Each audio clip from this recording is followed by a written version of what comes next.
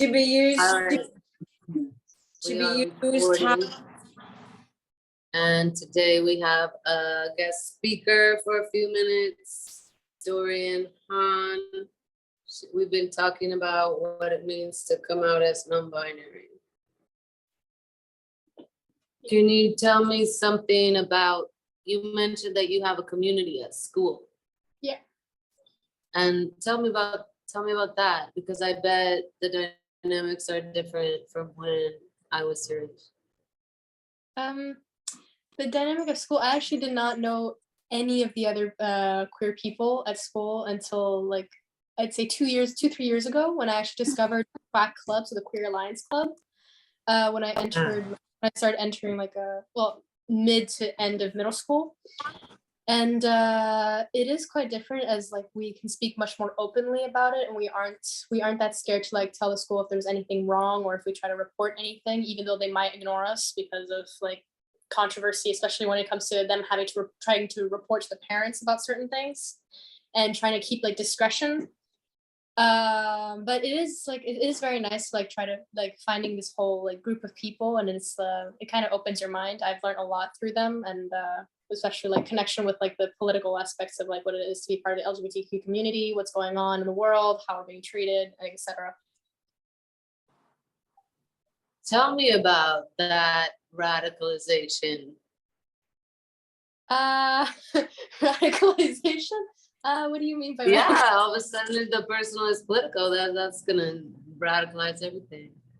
Well, I mean, especially since now that in the 21st century, queer people are trying to be more seen more as humans and less as like a malfunction or like a human error, especially with the eyes of God or any other like views that can be extremely conservative.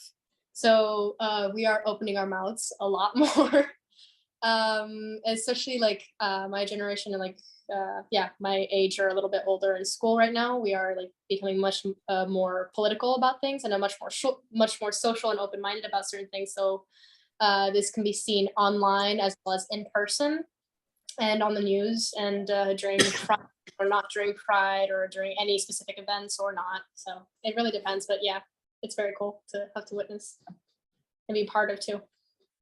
And then when we were having lunch, you were talking about the problems that come with it, and that felt really interesting to me, that y'all are even talking about it. Like when I was in high school, every year someone killed themselves and nobody talked about it. Like there was no prevention and there was no talking about it after. We didn't really have a clue as to any why. And it sounds like you, with your community, you talk about the emotional regulation part and the neuroregularity part and how it all works together. Can you tell me about that? Yeah, we do talk about it, but we especially talk about the psychological like effects that we can have, especially like when due to like relationships with our families that can change once we like come out, or if not, or if they find out by themselves. I have met a lot of, if they find out themselves that like their child is gay or trans or in any way part of the LGBTQ community or even attends quack. There has been a couple problems. I have met a couple people whom their parents are extremely closed-minded, and they have gone through hell to try to find to be themselves and have enough freedom and like try to find themselves. But they've gone through hell, absolute hell. There has been cases of like having to go to psych wards for a couple months, of self-harm, of suicide attempts in school. Yeah, I've met a couple people whom that has happened to. Get off the table. Yeah, but we haven't like in our group. It's only a group. It's regulated only by minors, so there's only so much we can do within our small community in school. We are not therapists. We're not psychologists, so obviously we cannot help them more than just trying to be there for them and trying to be like the friend group. But it also has to be like up to them to try to find the therapist, because if their parents are closed-minded, they won't find any therapist except a conversion therapist. So obviously that's not going to help in any way. Yeah. what strikes me is the clear boundaries which seem natural to you. Were you like born with clear boundaries, or is this something that has formed as you find your identity? It's never, the boundaries are never quite clear when you try to find your identity. It's always going to be a little bit blurry. It's always going to be a little bit of fluidity in it, which is really nice. Like you can always try out whatever you want, whatever makes you feel more comfortable. Of course, there's going to be a lot of outside thought when you tell people, hey, I actually feel like this today. It might be a little bit like confusing and it'll take them a while to like catch on to it. Just like, why are you changing so much? This is getting complicated. Just stick to one thing, please. It's like, no, it's just, it happens. Like, and then you just find those friends that are like, yeah, sure. Okay. Because in the end, it can be a little hard, especially if you know the person for a long time and they're like, well, no, I'm not this anymore. I'm that. So you have to switch your entire sentence. It has been told to me that it can be complicated and I understand. But like eventually with you find those who are willing to make an effort because they care about you and it just becomes just so much better. And you just feel much more comfortable. Makes the process easier. So yeah. Has anyone in your life had significant resistance to it?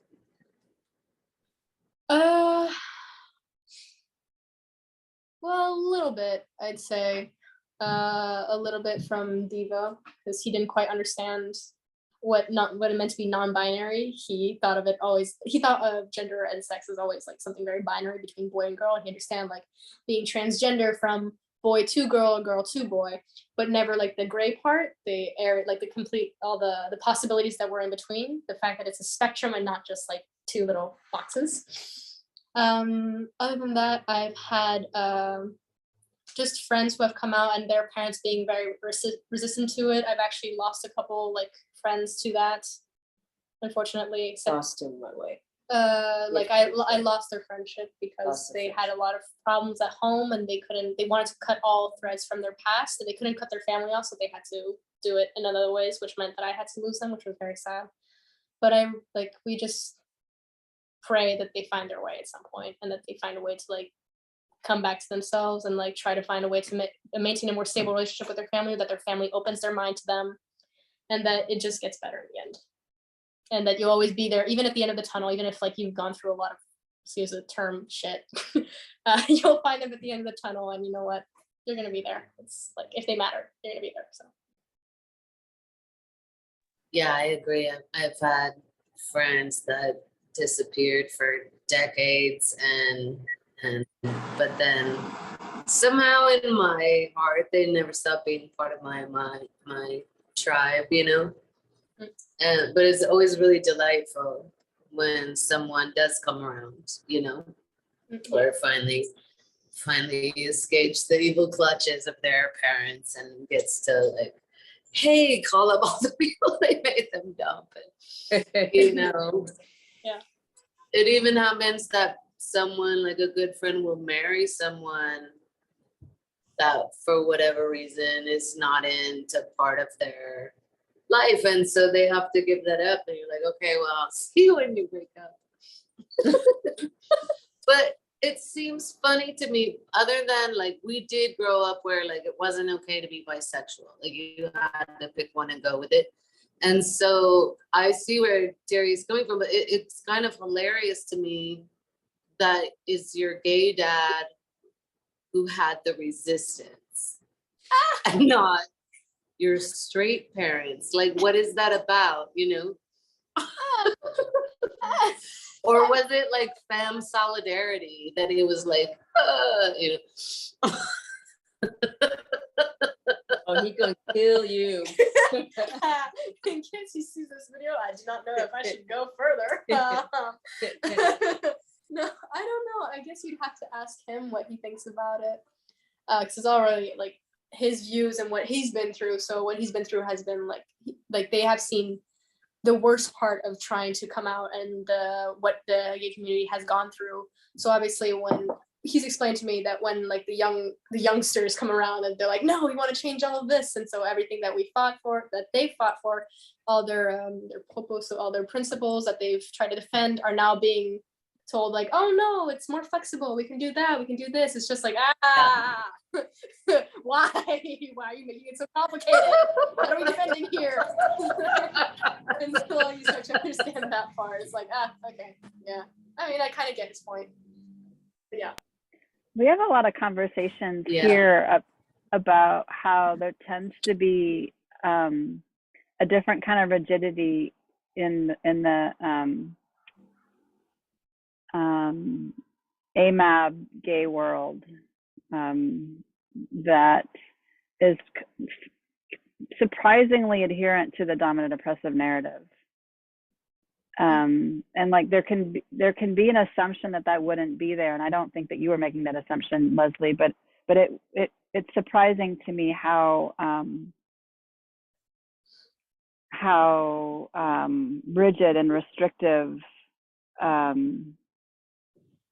gay AMABs can be, and like with regards to cis, it's not heteronormativity, but it's a cis perspective and restriction. So I'm not actually, I don't know your dad, but I'm not that surprised, honestly, in hearing that was your experience, although that sucks. Hopefully it's better now. I don't know. Yeah, I do understand. It's also because, like, especially white cis gay men have been like the most represented and mediatized part of the LGBTQ community, because they were, of course, they put more importance as A, they were men, B, they were white, and then after they were gay, which was obviously the subject of interest in like the medias. So obviously trans people and any other sexualities, maybe regarding to women or AFABs, have been put aside.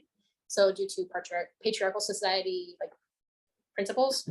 But yeah, I do understand, like, they have been the most like represented, and they were like the sort of like, oh, this is the pole of what it means to be gay.